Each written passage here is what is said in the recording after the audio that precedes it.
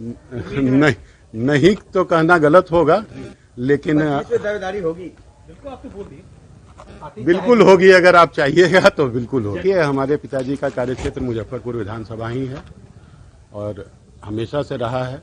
20 साल से 25 साल से वो मुजफ्फरपुर की जनता के लिए काम करते आए हैं और अगर मौका दिया गया मुझे तो मेरे हिसाब से तो मैं मुजफ्फरपुर विधानसभा से ही लड़ना चाहूँगा।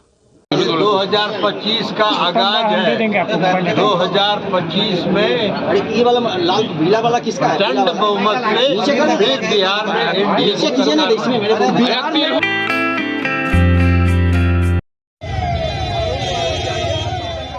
बिहार विधानसभा चुनाव 2025 की धमक अभी से देखने को मिल रही है।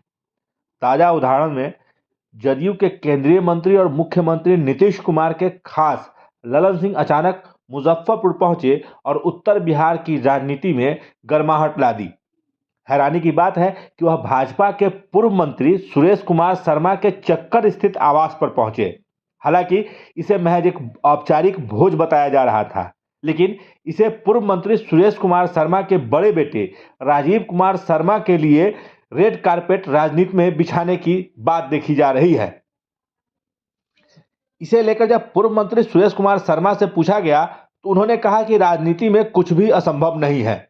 हालांकि मुजफ्फरपुर नगर विधानसभा में उनकी दावेदारी अभी भी बाकी है, जो वह भाजपा से देने के लिए तैयार है।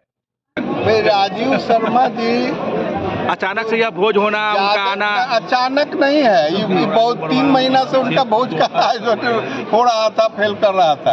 अचानक ये नहीं हुआ है। नहीं, पिछले बार भी मिले थे, जाके मिले थे। और देखिए उनको, राजीव जी अब बालिग हैं और वह मेडिकल कॉलेज के प्रबंध निदेशक हैं।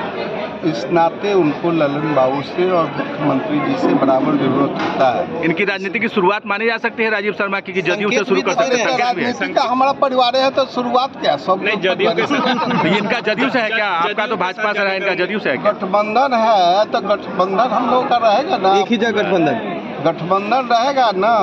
अब भाजपा जदयू का गठबंधन है, हम अब भाजपा में ही हम हैं, लेकिन अब जदयू को हम अपने साथ लेकर के चलते हैं। अब कौन कहाँ जाएगा इसके बारे में मान ले कि राजीव शर्मा आ सकते हैं, जदयू से जा भी सकते हैं ना, जदयू से मान सकते हैं। सवाल है कि जब उनका वो है, वो जब कहेंगे कि यहाँ ये तो राजीव जी अपने विवेक से जो उचित समझेंगे करेंगे। तो कौन सा सीट है सर? सीट कौन सा लड़ेंगे? आपका सीट लड़ेंगे? कोई वही लोग डिसाइड करेगा। हमारे नगर विधानसभा या कोई और विधानसभा हो सकता है? नगर विधानसभा जब तक जिंदा हम है तब तक हम। वहीं केंद्रीय मंत्री ललन सिंह ने कहा है कि 2025 के विधानसभा चुनाव में एनडीए प्रचंड बहुमत से जीत हासिल कर सरकार बना लेगी। हाल ही में हुए उपचुनाव में चारों विधानसभा सीट पर जिस तरीके से एनडीए गठबंधन ने जीत हासिल की है, उससे स्पष्ट है कि जनता आने वाले दिनों में 2025 के विधानसभा चुनाव में एनडीए पर ही मुहर लगाएगी। नहीं दिख रहा है, यूपी नहीं दिख रहा है, महाराष्ट्र में प्रचंड बहुमत आया, उत्तर प्रदेश में भी सफाया हो गया, बिहार में 100% रिजल्ट हुआ। 2025 का आगाज है। 2025 में ये वाला लाल पीला वाला किसका है? प्रचंड बहुमत से बिहार में एनडीए प्रधानमंत्री नरेंद्र मोदी जी आज देश के लोगों के मारा सबसे लोकप्रिय नेता है। यह साबित हो गया। लोगों के नीचे करवा चुनाव है, इसमें क्या लग रहा है? का जो नतीजा है उसको किस नजरिए से देख रहे हैं? राजद का किला ढह गया। किला ढहा नहीं, 35 साल का गिरवी था, आतंक था वहाँ, और आतंक से बेलागंज मुक्त हुआ है। अब बेलागंज विकास की ओर अग्रसर हो। का स्नातक उपचुनाव हो रहा है, क्या कहेंगे? चुनाव प्रचंड बहुमत महाराष्ट्र का जैसा हुआ ना, उससे भी आगे होगा। 220 का लक्ष्य जो एनडीए ने बिहार में निर्धारित किया है उसको पार करें। का चुनाव तो देवेश जी तो इतना दिन से रहे, तो देवेश जी प्रशांत किशोर प्रत्याशी उतार के किसी के बारे में कुछ पूछते रहिएगा। दुकान है, बाजार है, तो बाजार जब खुलता है तो उसमें कई तरह के दुकान लगते हैं। तो दुकान कोई लगाया है तो लगाए, अपना माल बेचे। 2025 में बोला 243 सीट पे चुनाव लड़ेंगे जनसुराज। आप तो अभी लड़े ना, अभी कहाँ नहीं, अभी तो चारों में लड़े। तेजस्वी यादव अभी हम मौजूद हैं पूर्व मंत्री सुरेश कुमार शर्मा के आवास पर। इसी आवास पर कुछ देर पहले जो है ललन सिंह, जो जदयू के कद्दावर नेता माने जाते हैं, उनकी बहुत बड़ी पकड़ मानी जाती है, उनका भोज का आयोजन किया गया था। यही पीछे हम लोग जो है वो अभी खा करके निकले हैं। यह भोज नहीं था, यह राजनीतिक सरगर्मी मानी जाती है। यह एक दस्तक है। बिहार विधानसभा चुनाव से कुछ महीने पहले ठंड जैसे जैसे बढ़ रही है, राजनीतिक तापमान बढ़ता जा रहा है। इस तापमान में अब आने वाले दिनों में इस विधानसभा, खास करके मुजफ्फरपुर नगर विधानसभा में क्या राजनीतिक समीकरण बनेगा, यह देखने लायक बात होगी। लेकिन इतना तो तय है कि राजीव कुमार शर्मा भी अब राजनीतिक दावेदार माने जा रहे हैं। ऐसा माना जा रहा है कि अगर यह सीट भाजपा के बजाय अगर जदयू कोटे में जाती है तो वह जदयू से बड़ी दावेदारी कर सकते हैं। यह सबसे बड़ा सवाल यह है कि आने वाले दिनों में जो राजीव शर्मा है वह किस तरीके से अपनी, हालांकि उनकी बड़ी पृष्ठभूमि रही है, राजनीतिक बड़ी पृष्ठभूमि रही है, वो अपने पिता के कार्यकाल को देखते रहे हैं, चुनावी प्रबंधन में वो महारत हासिल कर चुके हैं। दो बार अपने पिता को जीत की दहलीज पर ले जा करके सिरमौर बनाया है, उन्हें मंत्री पद तक का शपथ दिलवाया है।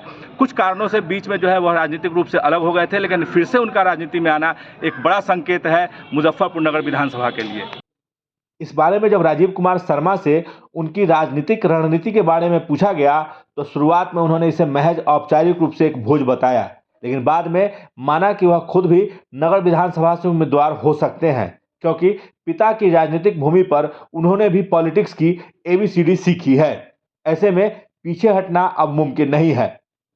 आज का कार्यक्रम जो हुआ है, ये माननीय मंत्री जी ने जिस समय मंत्री पद की शपथ ली थी, उसी समय उन्होंने ये आश्वासन दिया था कि मुजफ्फरपुर आएंगे तो वो घर पर आएंगे और सारे हित कुटुंबों से हम लोगों के मिलेंगे। तो इसी क्रम में आज चूँकि जदयू का कार्यक्रम था, उसमें शरीक होना था उनको। तो माननीय मंत्री राजीव रंजन सिंह जी ने हमसे कहा कि यहाँ का कार्यक्रम है और हम आपके घर पर आकर भोजन करेंगे।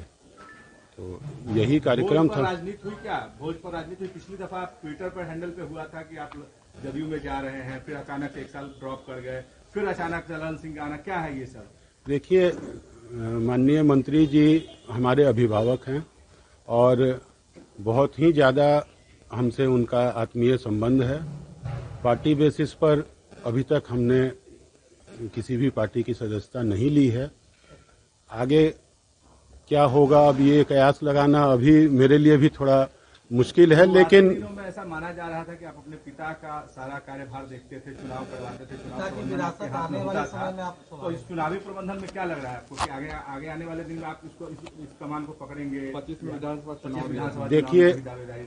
देखिए पिताजी ने जो जितनी मेहनत करके और जो जमीन बनाई है और जो उनकी लोकप्रियता आज भी है, और लोग उनको चाहे वो किसी भी जाति धर्म के हो बहुत आदर से देखते हैं और उनको इज्जत देते हैं, आज भी वही इज्जत देते हैं।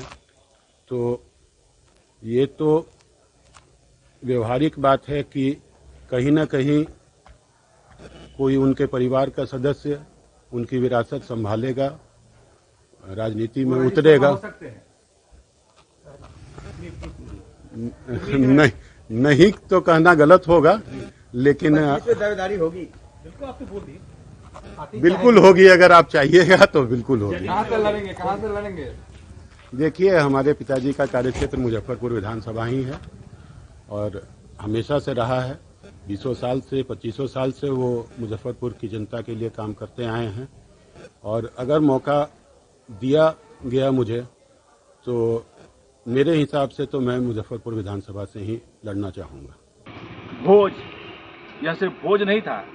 जदयू के ललन सिंह सुरेश शर्मा के आवास पर आए थे, जो पूर्व मंत्री रह चुके हैं और भाजपा के कद्दावर नेता माने जाते हैं मुजफ्फरपुर के। उनके बेटे राजीव कुमार शर्मा ने पिछले साल तहलका मचा दिया था। ट्विटर पर उनका जो ट्वीट हुआ था ललन सिंह के साथ, उस वक्त ही सरगर्मी तेज हो गई थी। ऐसा कयास लगाया जाने लगा था कि मुजफ्फरपुर नगर विधानसभा से जदयू की उम्मीदवारी के रूप में राजीव कुमार शर्मा बड़े नेता के रूप में सामने आ सकते हैं। हालांकि किन्हीं कारणों से वह पिछले 1 वर्षों से राजनीतिक वनवास पर थे, लेकिन फिर से उनकी वापसी हुई है इस भोज पे, जिस तरीके से ललन सिंह यहाँ मौजूद थे, उन्होंने जिस तरीके से राजीव शर्मा पर विश्वास जताया है, वह एक बड़ा संकेत है राजनीति का कि आने वाले दिनों में नगर विधानसभा में उनकी बड़ी दावेदारी हो सकती है। अगर भाजपा का यह सीट नहीं होता है तो ऐसा माना जा रहा है कि जदयू के बड़े दावेदार के रूप में वह सामने आ सकते हैं। राजीव शर्मा बड़ा राजनीतिक अनुभव रहा है उन्होंने अपने पिता के कई कार्यकाल का चुनावी प्रबंधन किया है। यह किसी से छुपा हुआ नहीं है, उन्हें राजनीतिक कौशल प्राप्त है। जीत की दहलीज पर वो कई बार दस्तक दे चुके हैं। ऐसे में माना जा रहा है कि अगर वह चुनाव लड़ते हैं और चुनावी सरगर्मी में शामिल होते हैं तो उनकी जीत पक्की हो सकती है। हालांकि अभी कई सारे पेच बचे हुए हैं, कई सारी चीजें बची हुई हैं जो आने वाले दिनों में आपके सामने आएगा। पढ़ाई वही जो नौकरी दिलाए, इसीलिए Doon institute of nursing and paramedical sciences लाए हैं मेडिकल फील्ड से जुड़कर आगे बढ़ने का मौका। BSc nursing, GNM, ANM courses के साथ प्लेसमेंट असिस्टेंस और हॉस्टल एंड बस फैसिलिटी उपलब्ध। SKMCH मेडिकल कॉलेज और सदर अस्पताल में ट्रेनिंग और बिहार स्टूडेंट क्रेडिट कार्ड के द्वारा 4 लाख तक के लोन की सुविधा भी। विजिट NH22 फकुली चौक के नजदीक मुजफ्फरपुर। बीटेक मात्र 4,40,000 से शुरू, पढ़ने रहने खाने के साथ, वो भी स्टूडेंट क्रेडिट कार्ड के माध्यम से। MBBS करे रशिया से मात्र 13 लाख रुपए में, GNM करे मात्र 4,50,000 रुपए में स्टूडेंट क्रेडिट कार्ड के माध्यम से, B फार्मा करे 4,20,000 रुपए में स्टूडेंट क्रेडिट कार्ड के माध्यम से, हॉस्पिटल मैनेजमेंट करे 4 लाख रुपए में, वो भी बिहार स्टूडेंट क्रेडिट कार्ड के माध्यम से, पढ़ने रहने खाने के साथ। BPT करे मात्र 3 लाख रुपए में, वो भी बिहार स्टूडेंट क्रेडिट कार्ड के माध्यम से। आप ये सारे पैसे इंस्टॉलमेंट में दे सकते हैं और अधिक जानकारी के लिए अप्लाई नाउ पे क्लिक करें। Shri Parshuram education and placement service private limited, central bank building, Kalambagh Chowk, Muzaffarpur, Bihar. हमारा कॉन्टेक्ट नंबर है 7004165687।